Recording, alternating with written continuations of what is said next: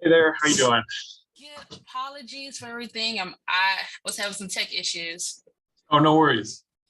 Can you enable screen sharing, please? Yeah. Thank you very much.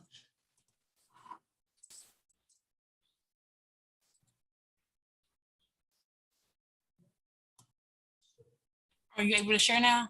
Yep. And I can. Can you see my screen? Does it say? Okay. Is that the only thing you can see? I'm using two monitors, so this is the first time Yeah. I've done it. Yeah. That is Awesome. the only thing I'm seeing. Honestly, team monitors are always the best way to go, to be honest with you. It's a whole different lifestyle. Like I'm adjusting to it. It's weird, but yeah. Thank you. I'm excited about today. Let me know when like you want to. Should I maybe wait a couple? Good afternoon, everyone. Thank you for joining us for another Financial Fridays Ask Me Anything with Mississippi Center for Justice. Today, our topic is retirement. The first few minutes, we're going to be discussing our last month's topic, which was credit, and then we're going to dive into retirement, some of the questions that certain individuals have sent over regarding our topic, and then we'll close it off with some space for any additional questions too. But I'm going to pass it over to Max, who's going to be leading our conversation for today. Great. Well, thank you very much, and good morning, almost good afternoon to folks. I'm excited to jump into today's topic on retirement. But before we do that, let's go ahead and go over the credit review. These, again, if you, as you're watching today, if there are issues or topics, things that I talk about that you want to learn more about or hear about next week, or sorry, next month, just let us know and we will address them at the beginning of next month's slideshow. So these are a couple questions that we received. So the importance of credit: how can someone rebuild their credit after it's been damaged by a loved one? So, that goes, I would say, back into the general idea of rebuilding credit can be useful, always making on-time payments, working off those debts as soon as possible. And then when you get to a point where you're actually able to start building credit again, or using credit cards, again, taking out one card, not using it a whole lot, but always paying off the balance, never paying the monthly minimum. Those are going to be some really important ways to rebuild that credit. Student loans impact your credit scores in a general sense. They count as and I'm talking about public, government student loans, not private student loans. Private student loans are treated just as any other type of private loan that you have, so they'll impact your credit score that way. Public student loans are still viewed and part of your as part of your credit portfolio, but when you go to apply for a home, for example, or a car, oftentimes the individual bank that's reviewing your credit report will see those as being different, and will oftentimes not count them against you. And then what are the factors that impact your credit score? Those are things like delinquency. So, being late repeatedly on payments, as well as instances of collections. If you've actually ever had to pay, or I'm sorry, if you ever actually have had to have payments, monthly payments go into being sent to a collections agency against you. And then also just, there are some things like a history of having a credit card generally. So if you've never had a credit card, or if you've never taken out a loan or a mortgage or anything like that, then you won't have any history of credit, and therefore your score will also be impacted by that. So jumping into retirement for today, and I will say,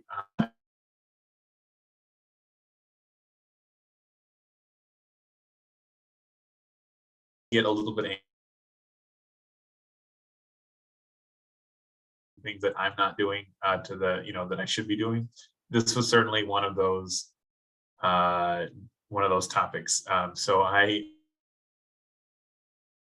some of our viewers, I imagine, who are going to be seeing this and thinking, oh no, I need to really start getting serious about this together. So as like a general idea, retirement it is the point at which you it should be the point at which you are able to comfortably live without having a full-time job. That's generally what retirement is considered. I think historically, retirement has also been matched up at the point where someone is physically unable to work anymore, or maybe, just getting to that age. And more people are planning for retirement so that they can actually still have some years of physical ability to be able to enjoy not working, as opposed to, basically just working up until you're not able to, stopping, and then being in a state of, fragility physically at that point. So the age range now, people typically start thinking about retirement as being folks over the age of 65, although that is getting, older and older. People are starting, as we'll talk about in a second, full Social Security benefits kick in at 67 now, and you also can get incentivized through Social Security to work up until the age of 70. But we'll come back to that in a second. And the cost, that really is not a set number. That depends on your lifestyle and on a lot of things, whether or not you own your house, whether or not you still have to make payments on cars, homes, things like that. So the cost realistically is just going to go back to whatever your monthly income has been, and without the savings component, which we'll kind of get into right now. So 401k, I think, is synonymous at this point with retirement funds. When people hear 401k, I knew the word 401k before I knew what it was. I assume most people are in the same boat.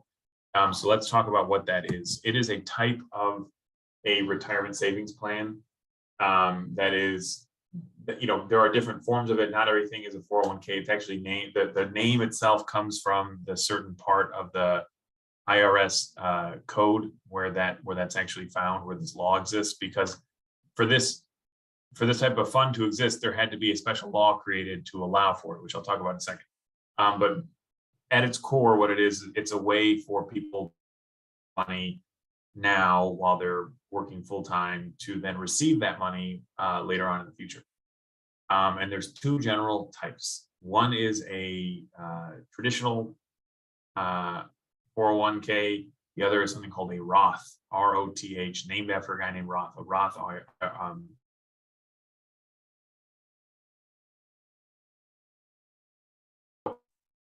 with a traditional 401k, people are putting in money each month before they pay taxes on it. So it comes out of, in other words, it automatically comes out of your paycheck before you even are able to touch it. Oftentimes you'll see that in your pay stub. It'll be one of those totals that's withdrawn every month. That money is not taxed, so you're not paying for that money now.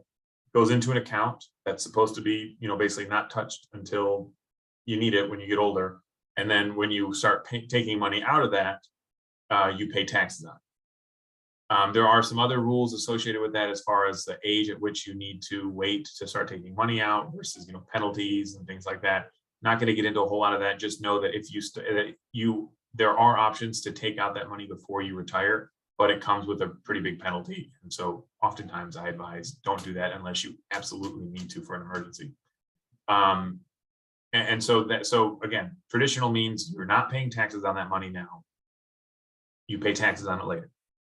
A Roth IRA, on the other hand, you do the hard work now to make your life easier in the future. So you pay taxes on that money now. You still don't touch it. It goes into into your 401k account. But then when you take that money out in 40 years or however many years, you don't have to pay taxes on it. It's free money, essentially, it's coming out. And there are some more restrictions with that as far as higher penalties for taking that money out over the in the interim before you are at retirement age.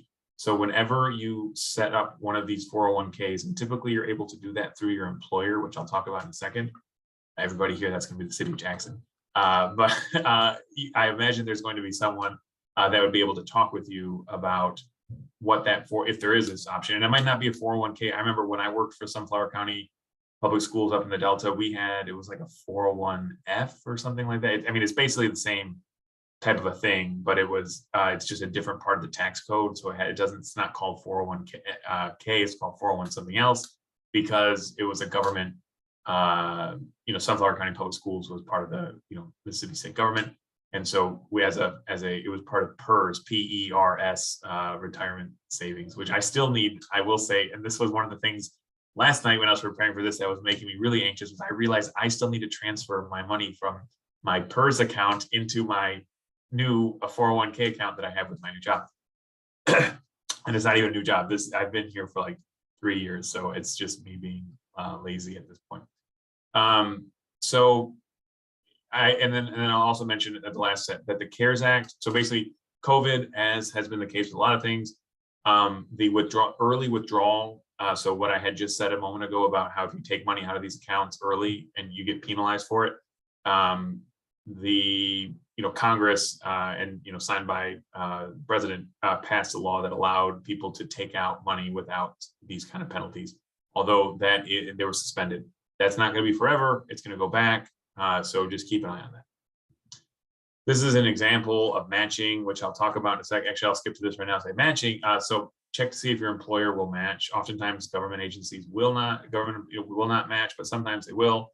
What that basically means is that, as you see on this page, let's say that you can and you'll be told when you sign, whether it's now or if you get a new job in the future, you'll be told as part of your benefits package if there is a matching component with your employer, and if there is, oftentimes there'll be a limit. So they'll match up to 5%. So you'll in this situation, you take let's say you're making $50,000 a year, you decide to do a 5% of your paycheck. So that means that you're actually putting in $2,500 each year, and that maybe the employer is going to match only 50% of that. So that means then that your employer puts in this additional money, $1,250, and so you're in total you're putting in $3,750. That would be that's the amount going into like your 401k, for example, or your Roth IRA. Really useful stuff. That's the sort of thing where I think a lot of people, myself included, never really think about this as being a real concrete benefit for you, because you're not actually getting this money right now. And actually, in a lot of instances, by matching, that means that you're not seeing this money right now. So it feels like, why would you do that? Because you're taking away money from your paycheck, and and I mean, yeah, what's the point of it? But as you see here, that can each year that really adds up. Plus, you can get interest on it. Depending on the type of 401k that you're in, you might be able to have it, have some other things contributing to the 401k. Maybe maybe you've been watching our previous shows on investments and stuff like that, and you have some investments that you start getting some dividends from, you want to dump into your 401k. So it really is, think about it as a piggy bank, and the matching is just another source of revenue to go in there. Match. Planning. So again, just like you're planning now for the future. Big thing that you can do is to pay off your debt. I say that I think in every instance possible, to pay off your debt now if you're able to. I mean, that really is the difference. You can't earn and save money if you still have debt that you're paying off. That means all that you're earning or saving is actually just going down the toilet, because you're paying fees, you're paying interests. My grandma hates it when I use that reference. She's like 94 years old. She hates it when I talk about toilets. So it's disgusting, but it's the truth. You're just paying money on the interest at that point. So pay off your debt as soon as possible.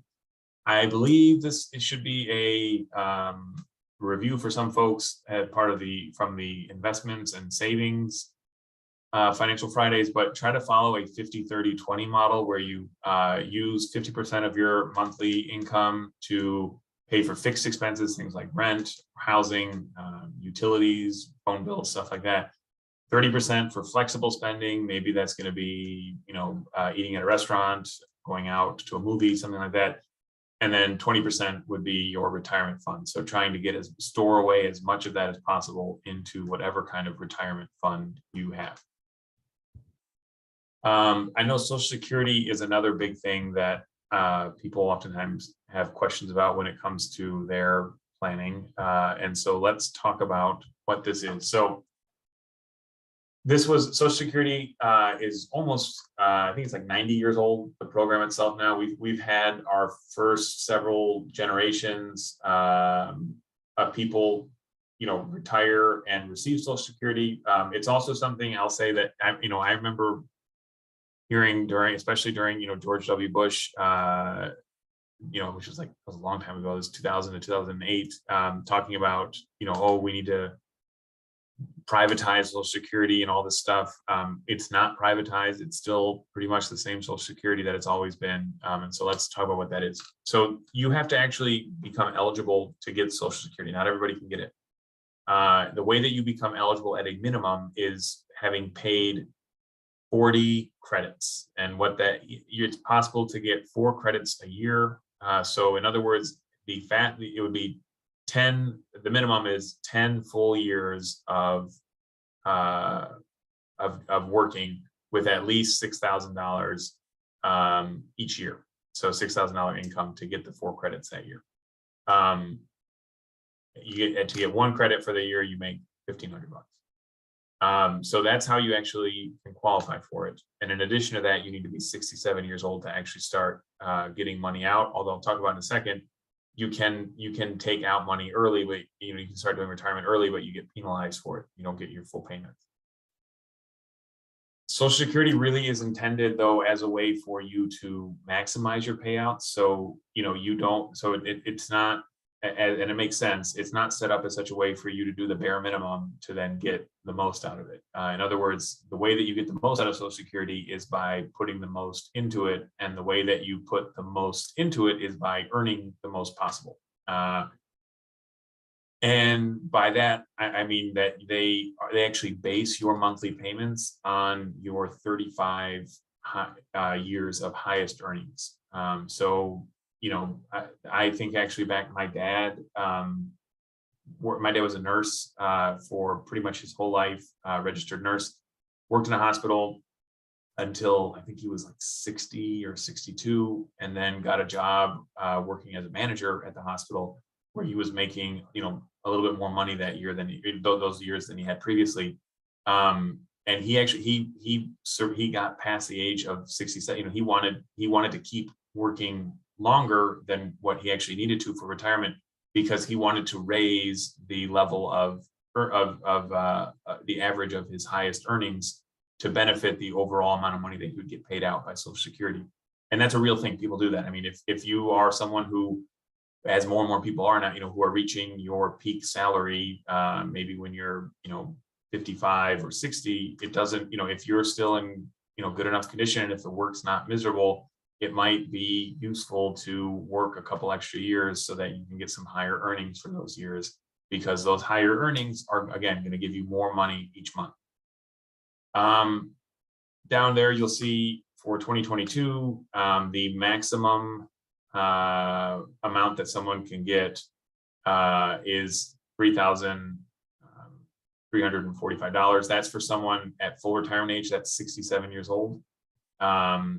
But again, the government will incentivize you staying longer at your job, which is why you get paid more. It's about $800 more, about $750 more if you retire at the age of 70, for example, because then you get about $4,200.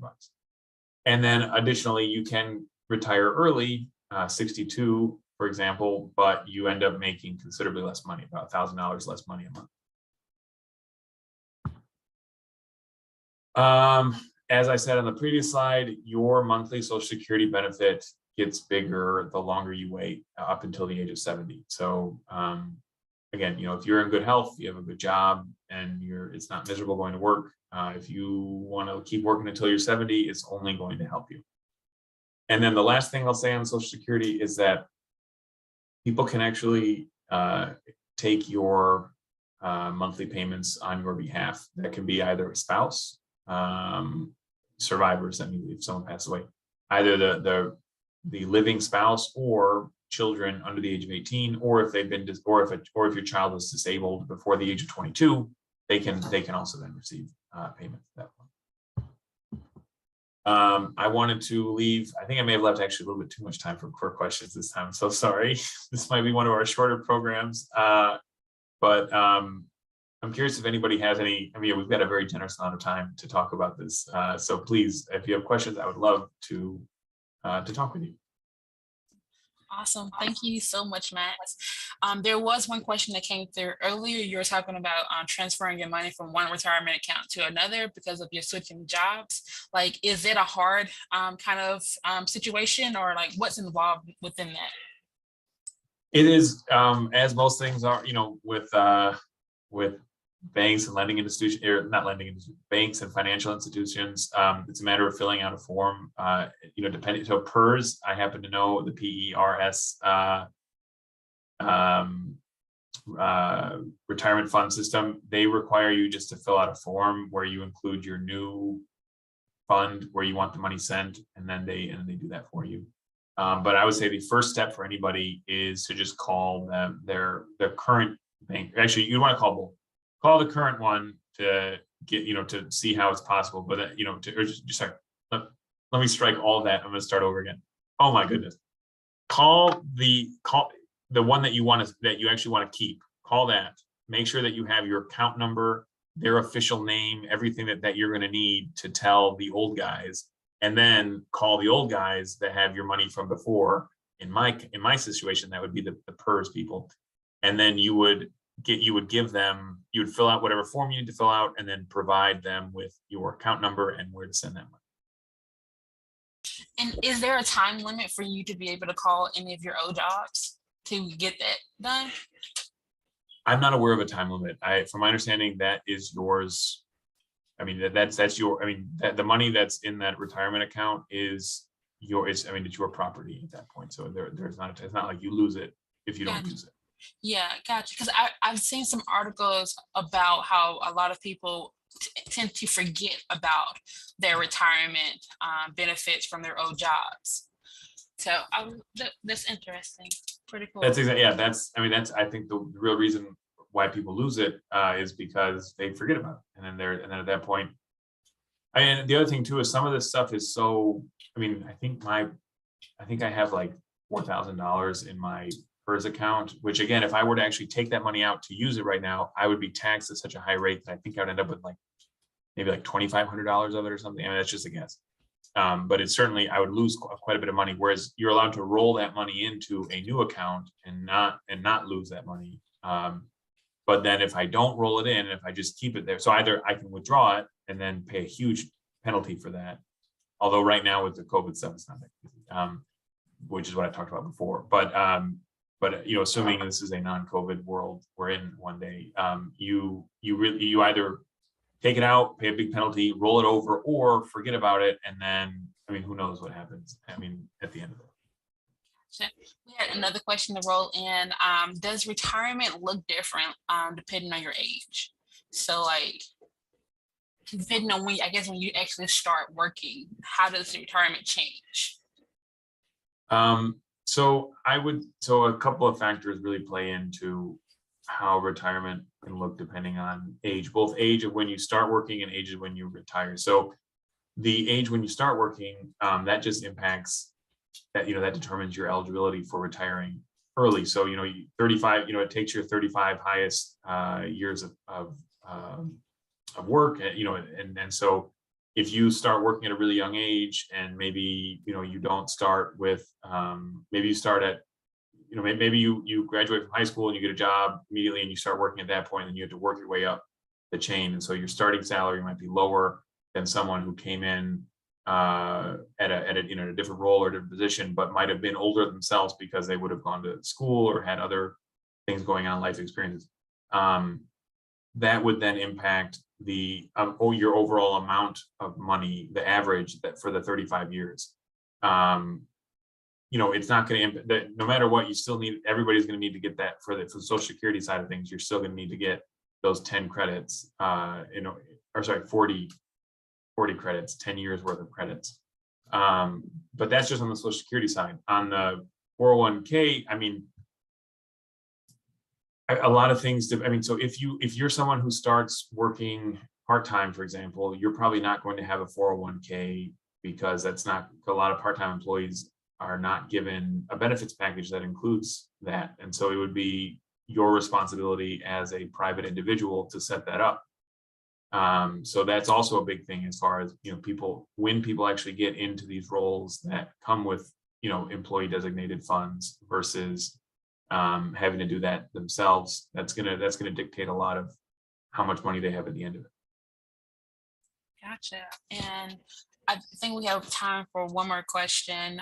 It reads, besides matching that you discussed earlier, is there any other benefits that a potential employee should be looking out for in terms of their retirement benefits? I think there are there are some companies that will provide you with financial counseling. That's access to like Merrill Lynch or some of these other financial advisors. That's something, for example, that I know Sunflower County Public Schools and also the nonprofit that I work at that we don't have access to. But I know that some of my friends who work for private law firms or for Google or something like that, they have access to financial planners. That's a really nice benefit to have as well for people, long term. We have one more question to slide into the chat too. Okay. And it was summarizing it. A lot of people cannot necessarily put in 20% of their check into retirement, especially currently. Is it a suggestion to get part-time jobs to be able to add into their retirement, or how should they handle that situation? I think right now, especially, we're given the economic climate as well as the pandemic and what everybody's been going through for the last couple of years, that makes perfect sense. I mean, that the 50-30-20 model is really a non-economic crisis model. In the current situation, obviously it's good to try to be as consistent as possible. But if during the last couple of years and for the next couple of years, folks are not able to put as much in, I mean, taking on a part-time job is definitely one way to supplement it. Another way would be to try to reduce your, one of the other ways of, which would basically be the like, I think it's called casual spend, the flexible spending, like reducing that. But I would say, I mean, because the thing about the part-time job is that my guess is that as a part-time job, it's not going to have its own matching. You're not going to be getting benefits from that. So you would just be earning money to essentially stash away into a 401k, which is possible, but it's not like you're not going to have the same, it's not going to get matched. It's not going to be magnified in that kind of way. So it's not, part-time jobs might help. If anything, I would say use the part-time jobs to supplement. If let's say that you have an employer that actually matches for you, then what I would and you also have a part-time job, then what I would do is try to increase my matching. And this is being like a schemer, but maybe have more money taken out of your paycheck each month. Maybe try to do like 8%, for example. Well, this chart shows you the tough reality, which is that after 6, 7, and 8, they're still only going to do the same. In other words, it maxes out at 5%. But if you're someone that basically, let's say you only had 1%, that you were only contributing 1%, you get a part-time job and now you're making more money on the side. So you actually can afford to have more money taken out of your paycheck. So maybe you go to 5% because you know that you're going to be making the difference, which is between $1,250 and $250. That means your employer is going to be giving you an extra $1,000, which would be very useful. And you aren't going to be missing out on that money because that you're matching, in other words, the $2,000 here, because you will be making money on your part-time job. Thank you so much. And I know we're running out of time. So next month, we'll still have the beginning opening for any additional questions regarding to retirement. So if you have any questions, please do not hesitate to email me or send it to me via text, or either way works. Next month, we're going to be switching the wheels a little bit, especially as we're preparing for school to open back up. whether you are a first-time student or you are re-entering back into college life, we're going to be discussing FAFSA as well as financial aid. So I hope everyone hops on for that conversation, and also send me any questions that Max or and his team will be able to answer. Thank you so much, Max, for today's conversation, though. Thank you very much for having me. I really appreciate it. I'm looking forward to next month. Have a great long weekend. So enjoy the rest of you guys' day, everyone.